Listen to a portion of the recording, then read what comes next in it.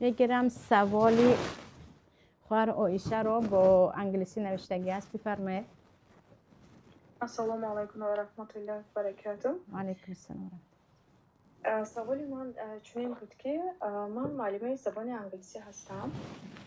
این حال در شبکه اینستاگرام صفحه خودم گشودگی هستم. در اونجا فقط درس زبان انگلیسی میفهمم و در ویدیو باشد فقط پنجه هایم و آوازم که معلوم است. الان همین من پرستان میخواستم که از شما آیا همین همچون زنی مسلمان آواز عورت است یا که پنجه ها فقط معلوم است؟ درباره صدا من پیشتر گفته بودم خواهرها، صدای زن در نزد جمهور علما عورت نیست.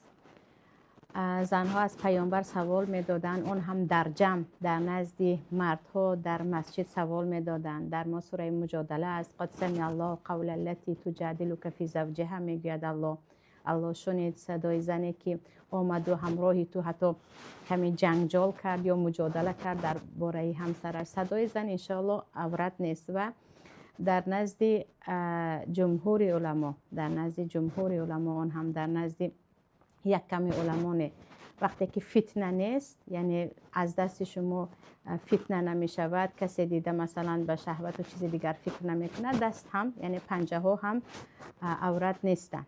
یعنی اگر کشاده باشد باکی ندارد که چشم مرد دید.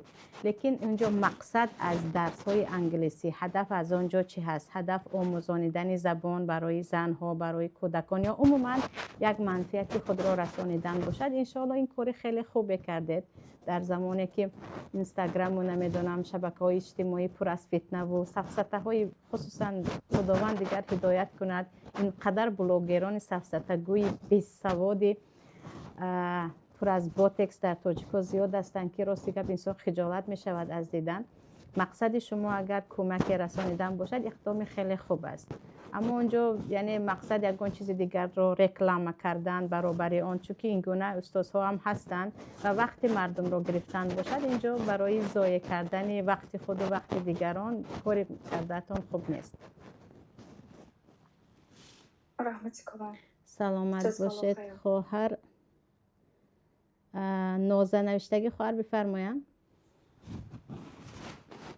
السلام علیکم و رحمت الله و برکاته. استادای مهربان، سوالی من همین بود استاد جان به شما که خیلی یک دو روز پیش من این سوالو به دیگر استادها دادم لیکن جوابی پوره رو نگرفتم. وقتی که زن در حالتی پیشی دکتری زنانه می رود و مثال ویا نگاه میکنن، در اون حالت روزه میشکند یا اینکه نه؟ همین سوالا میخواستم که جوابش رو گیرم استاد جان. از پایان وقتی که میبینن، مقصد شما از پایان دیدن روزه رو نمیشکند انشاءالله. از پایان دیدن روزه رو نمیشکند. فقط درباره سویچه در فقه قدیم، در کتاب‌های قدیم، هر چیزی که به بدن، در مذهب ابو حنیفه رحمت الله علیه هم هست، هر چیزی که به بدن انسان داخل می شود، خواه از دهان خواه از جای دیگر، روزه رو میشکند. میگن مهم داخل شدن به بدن. اما علمای معاصر حاضر علما میگن چیزهایی که به بدن انسان داخل می شود به دو تقسیم است. قسمی که همچون غذا داخل می شود، قسمی که او غذا نیست. برای همین اگر به علمای معاصر نگاه کنید، حتی سویچه ماند هم روزه نمیشکند. اما فقط دیدن باشد، یعنی فقط از پایان دید، انشاءالله بر روزتان هیچ ضرر ندارد. جزاک الله خیر. یکم خواهر عایشه.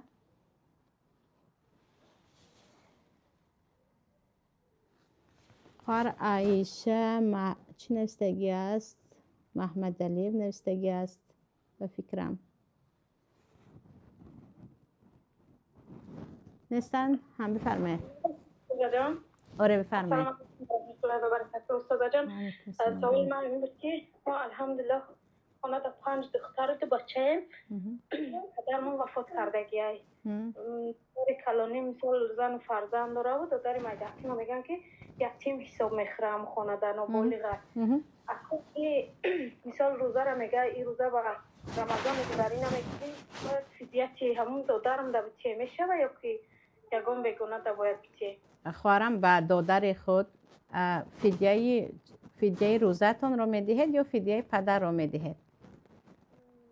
فدیه خودمان هم دخترها صدقه فطر رو در نظر داشته باشه.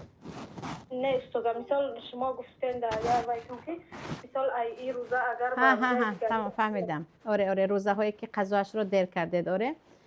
و دادرتون چند سال است؟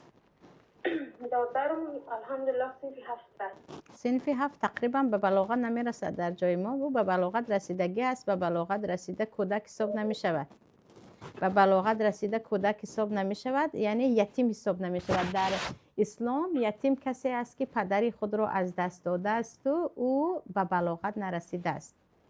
لیکن گفتید او محتاج است، غم بغل است، شرایطمون پست است، به دادر دادید بوک نیست، اما اونجا مادرتان هم هستند، برای همین به شبهه داخل می شود. برای اینکه فدیه خود را، زکات خود را به مادر دادن ممکن نیست.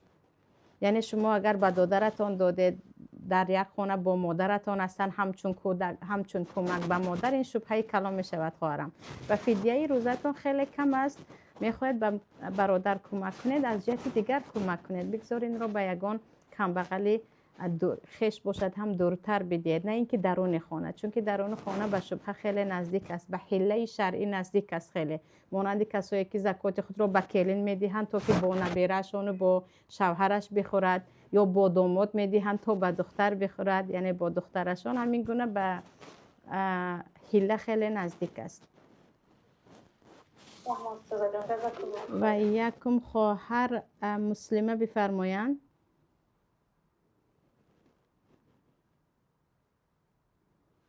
خواهر مسلمه.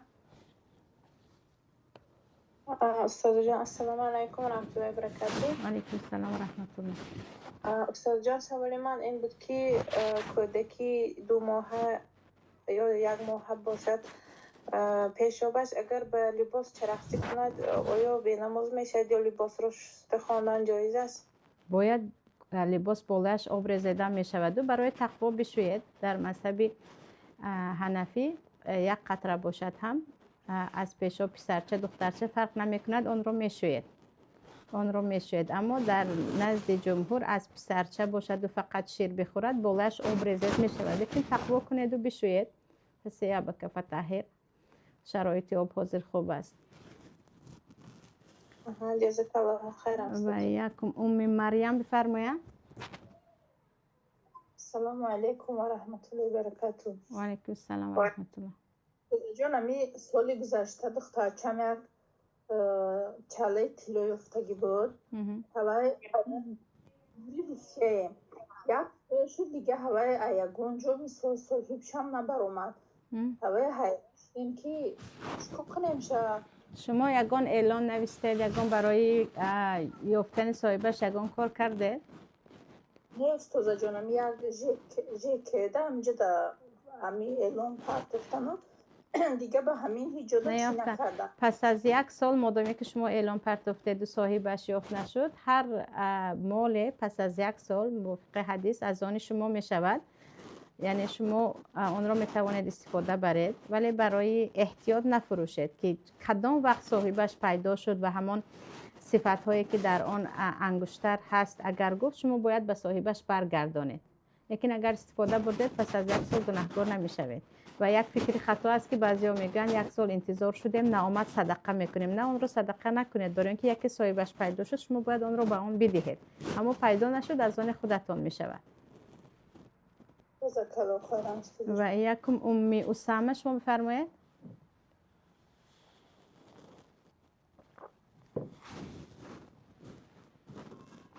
محیا شما بفرمایید. خواهر محیا با تاجیکی نوشتگی.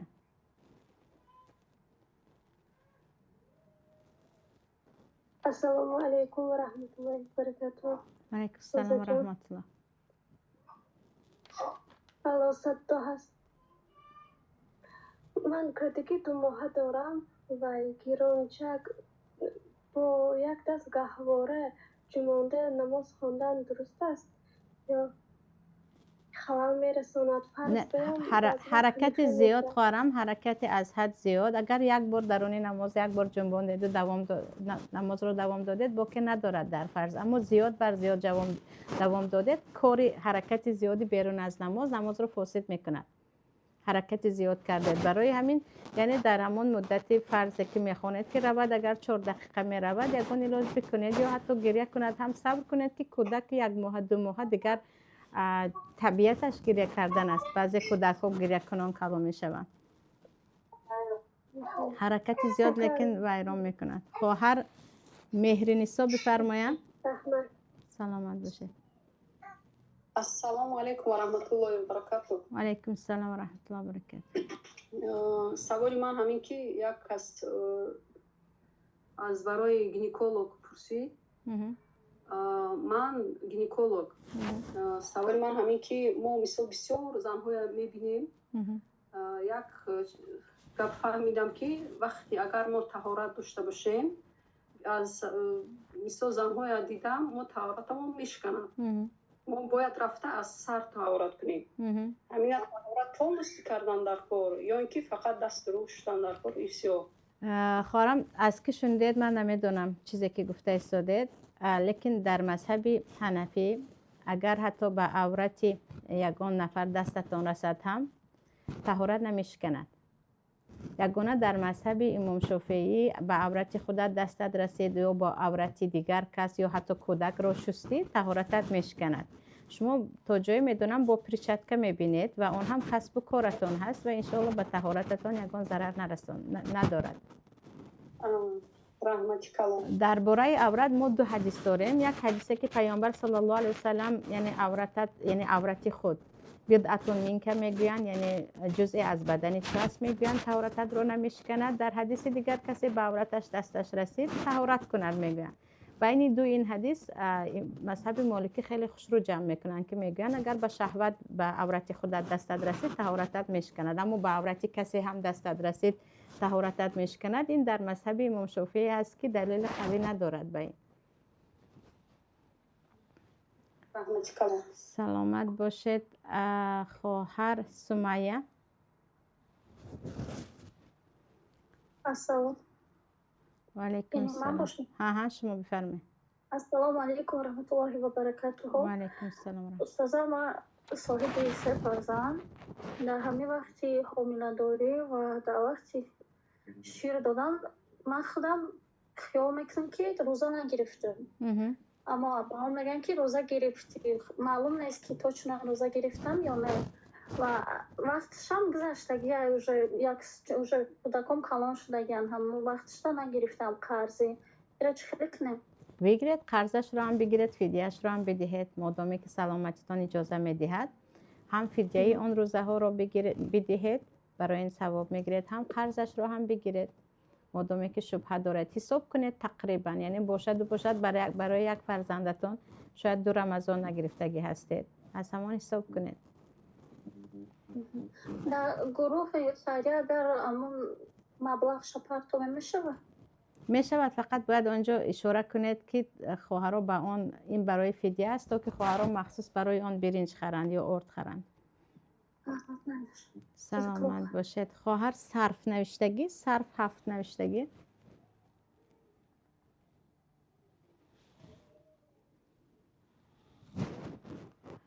نیستن؟ خواهر مروارید شما بفرمایید.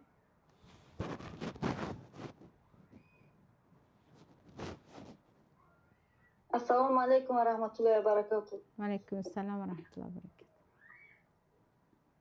استاد جان همی چی فهمیدم که ماه شعبان همی 2 فوریه اصول ماه برات میگن، همی راست باشه؟ ماه برات نه، شب برات است 2 فوریه، شب 15 شعبان که درباره‌اش حدیث است. ان شاء الله یک دیگریش رو قوی میکند. اون شب برداشته شدن نامه اعمال به طرف پروردگار است که خداوند به جز قهری و مشرک دیگرها رو میبخشد. اما گذشته، اما اون فقط یک شب است، تمامی از 15 اون طرف نیست. اگه از 15 نیست فقط یک شب، یعنی یک شب. آره ها، اون هم گذشت، شب گذشته بود که اون هم گذشت. جزاکالله خیرا. و یکم خواهر، بعضی خواهران نام‌های تلفنتون هست من خوانده نمیتوانم، چی نوشتگی است نمیدانم، یگان نام نیست، یعنی چند رقم و چند چیز است، نام‌های شما رو خوانده نمیتوانم. خواهران یا نام رو درست کنید یا کم خیلی میماند. خواهر مهرنسا بفرمایید. خواهر مهرنسا بفرمایید. باز هم السلام علیکم و رحمت الله و برکاته. من برای همین و روزادارای حامله‌دارا یک چند سخن میگفتید، برای اینکه حامله‌دارایی هستند که در اوجه حامله‌داری میستند، وقتی که ویا روزه میگیرن ویا خودشون هم میفهمن، میگن که ما سوزیم، من میتونم روزه گرفته قوت دارم که روزه گیرم. و وقتی که ویا آنالیز میسپرن، آنالیزشون بزرگ میبوید.